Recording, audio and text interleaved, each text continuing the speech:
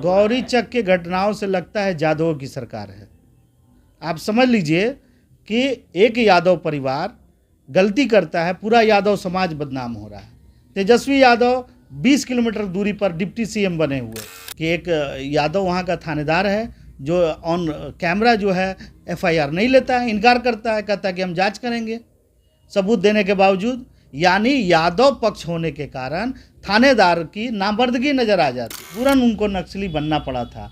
तो आप फिर वही रास्ते पे ले जाना चाहते हैं कि लोग संविधान और कानून व्यवस्था की बात छोड़ दे, आप किसी एक जात के प्रशासन बन गए हैं। ये सवाल ही चलाना होता है। आप दलितों को जब जेल भेजना होता है तो मर्दानगी नज़र आती है, लेकिन जो पीड़िता परिवार है उसे ना आप सुरक्षा दे पाए, ना ही शांति का आश्वासन दे। सवालों के परिप्रेक्ष्य में भीम आर्मी ने संज्ञान लिया है कि अगर इस केस का निस्तारण अगर सरकार संवैधानिक और कानूनी तरीके से नहीं करती है तुरंत में, तो हो सकता है कि हम एक बड़ी आंदोलन को रूप दें। नरसंहार हो जाएगा जब एक और लाश गिर जाएगी, जब और घटनाएं गोलीबारी हो जाएगी, तब आप बोलेंगे। आप जो तिरुपति जो घूम रहे हैं, माला पहन रहे हैं, आप डिप्टी सीएम भी बने हुए हैं और इस देश के जो गरीब जनता है, शोषित वंचित राज्य की जनता है, उसका आप सुरक्षा नहीं कर पा रहे हैं। इस तरह से गौरी चक में प्रदर्शन करने गए थे एक सामाजिक कार्यकर्ता गोल्डन दास, और उनके ऊपर पहले पथराव किया जाता है, फिर उनके ऊपर जो है वो एफआईआर दर्ज करके उनके कुछ साथियों को जेल में भेज दिया जाता है। इस संबंध में आपका क्या कहना है? देखिए, इस संबंध में मेरा ये कहना है कि आज जो प्रेस कॉन्फ्रेंस का उद्देश्य है ये स्पष्ट करना कि ये जो मौजूदा सरकार है लगातार दलितों पर हो रहे अत्याचार की अनदेखी कर रही है। गौरी चक की घटना एकमात्र घटना नहीं है, और ना ही गोल्डन दास ना ही संजय भारती एकमात्र ऐसे जुझारू नेता हुए, और भी लोग हैं जो ऐसा कर रहे हैं जिनको लाइमलाइट में नहीं आ पा रहे हैं। मेरा ये कहना है कि ये एक सबूत है जो लगातार आपके मीडिया के माध्यम से मिलता जा रहा था। उन्होंने एक संविधान बचाओ संघर्ष मोर्चा के नाम से एक यूनिट बनाया जिसमें संघर्ष को जारी रखा। हमारी पार्टी और संगठन उनको साधुवाद करती है, धन्यवाद करती है कि उन्होंने आवाज़ उठाया मजलूमों का। मेरा ये कहना है कि सवाल तो फिर वही रह गया ना कि जो पीड़ित परिवार था उस पीड़ित परिवार को अभी तक कोई न्याय नहीं मिला, और थाना द्वारा जो भी की गई कार्रवाई उसमें बहुत सारी बातें आ सकती हैं, वाद विवाद भी आ सकता है। मेरा अल्टीमेट ये कहना है कि लोग पीड़िता गए, गोल्डन दास और संजय भारती जैसे लोग गए, आंदोलनकारी बनकर गए, उनके साथ मान ले पथराव हुआ, लाठी चार्ज हुआ, ये घटनाएं होती रहती है। सवाल ये है कि ये नौबत आई कैसे है? ये नौबत इसलिए आई क्योंकि आपने पीड़ित परिवार को लगातार शोषित किया है। और आपका गौरी चक में थाना किस लिए बना है? क्या पोस्टमार्टम रिपोर्ट करने के लिए बना है कि कोई की हत्या हो जाए तो आप उसका पोस्टमार्टम कराएंगे और पोस्टमार्टम का रिपोर्ट भेजेंगे? थाना होती है शांति व्यवस्था करने के लिए, और शांति व्यवस्था के नाम पर क्या हो रहा है? लगातार आंदोलनकारियों ने ये दिखाया कि किस तरह से वहाँ का स्थानीय एक यादव परिवार है जो लगातार रविदास के मोहल्ले में जाके डराता धमकाता है और पिस्तौल चमकाता है, जिसका सबूत भी दिखाना चाह रहे थे। और ये हमारे जो माननीय थानेदार, मर्द वाले थानेदार जो हैं, वो क्या कर रहे हैं? वो बहस कर रहे हैं कि हम इसकी जांच करेंगे। आपका सबूत सामने है, फिर भी आप जांच की बात कर रहे हैं। इसका मतलब है कि जो 1990 में जो नक्सलवाद बढ़ा था, जब थाने नहीं सुना करते थे दलित और वंचितों के, शोषितों की बात नहीं, तो मजबूरन उनको नक्सली बनना पड़ा था। तो आप फिर वही रास्ते पे ले जाना चाहते हैं कि लोग संविधान और कानून व्यवस्था की बात छोड़ दे, आप किसी एक जात के प्रशासन बन गए हैं। ये सवाल है। और उससे पहले भी हम क्रम में देखते हैं कि उस क्रम में आपने एसपी का भी घेराव किया था और राज्य अनुसूचित जाति आयोग का भी घेराव किया था। बावजूद इसके थानेदार के जूं भी नहीं रखते हैं, अपराधी कांपते नहीं हैं, बल्कि आपकी मर्दानगी तब नज़र आती है जब लाठी चलाना होता है। आप दलितों को जब जेल भेजना होता है तो मर्दानगी नज़र आती है, लेकिन जो पीड़िता परिवार है उसे ना आप सुरक्षा दे पाए, ना ही शांति का आश्वासन दे पाए। उल्टे जो है वो कह रही है कि भीम आर्मी के बदनाम करने के लिए कि भीम आर्मी के कुछ लोग जो है वो पुलिस पर पथराव कर रहे हैं। देखिए, पहले स्पष्ट कर दूं मैं कि ये जो आंदोलन है भीम आर्मी के द्वारा नहीं है।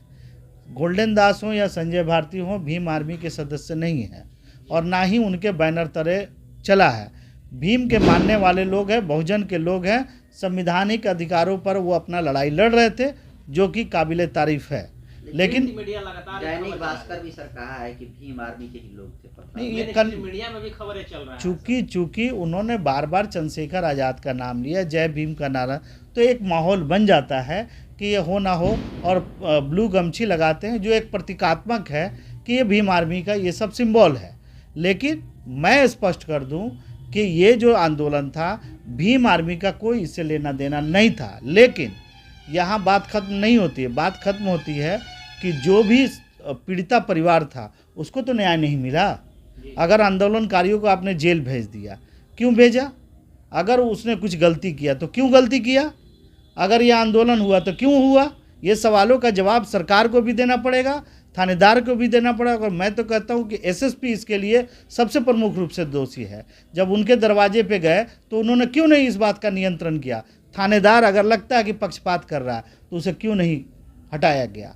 ये सब सवाल रह जाते हैं, और इन सवालों के परिप्रेक्ष्य में भीम आर्मी ने संज्ञान लिया है कि अगर इस केस का निस्तारण अगर सरकार संवैधानिक और कानूनी तरीके से नहीं करती है तुरंत में, तो हो सकता है कि हम एक बड़ी आंदोलन को रूप दे सके।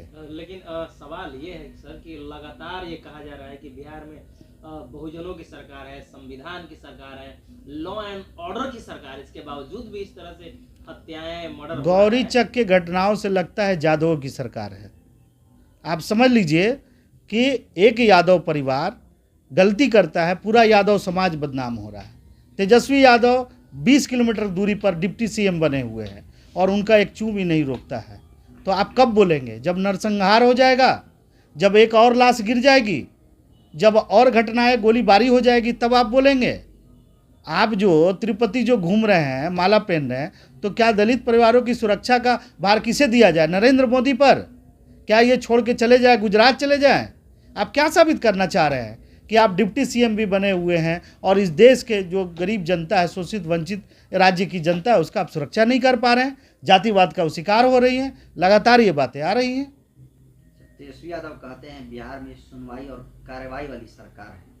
इनके इस वक्तव्य को आप कैसे देखते हैं? आप इस घटना से आप देख लीजिए कि एक यादव वहाँ का थानेदार है जो ऑन कैमरा जो है एफआईआर नहीं लेता है, इनकार करता है, कहता है कि हम जांच करेंगे सबूत देने के बावजूद। यानी यादव पक्ष होने के कारण थानेदार की नामर्दगी नज़र आ जाती है। लेकिन जब दलितों को जेल भेजना हो, उन पर लाठी चार्ज करना, तब तो मर्दाना हो जाते हैं। तो इससे स्पष्ट है। और मैं ये बता दूं कि यहाँ जातिवाद का बोलबाला हो चुका है और ये चाहिए सरकार को कि इसे जल्दी से जल्दी खत्म करें। नहीं तो आपने इससे पहले भी घटना देखी थी खुसरोपुर वाली, जिसमें एक महादलित महिला के सर पर पेशाब करने का काम प्रमोद यादव नाम के किया था। किसी यादव संगठन ने आके नहीं कहा कि ये अपराधी है, ये गलत किया है। आपका मौन समर्थन है, इसका मतलब है। तो आप इससे समाज में एक हिंसा को बढ़ावा दे रहे हैं, वैमनस्य पैदा कर रहे हैं। और आप ये इल्ज़ाम सिर्फ नरेंद्र मोदी और भाजपा की सरकार पर नहीं लगा सकते हैं कि राम के नाम पर वो दंगे कराती है और उन्माद कराती है। ये आप जातिवादी तरीके से आप ये भी उन्माद कराने के चक्कर में हैं।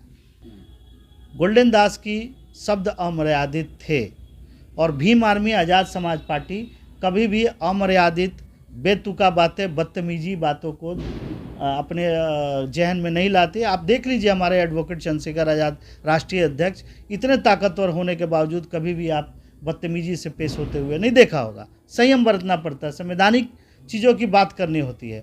सवाल वो नहीं है कि लड़ाई क्या हुआ, कैसे लाठी चार्ज हुआ, सवाल इस नौबत तक आई कैसे, ये बात का एक्सप्लेनेशन थानेदार और एसपी को देना चाहिए। तो ये माना जाए कि बिहार में जो जिस तरह से कहा जाता है कि 99 से पहले जो सरकार थी लालू जी की, जंगल राज की लोग बात करें, तो माना जाए कि अभी अब बिहार में जंगल राज की वापसी हो गई है? नहीं, जंगल राज की वापसी नहीं हो गई। किसी जाति विशेष और विशेष समाज को टारगेट करके सभी लोग अपना अपना फुटबॉल खेल रहे हैं, ये सवाल है।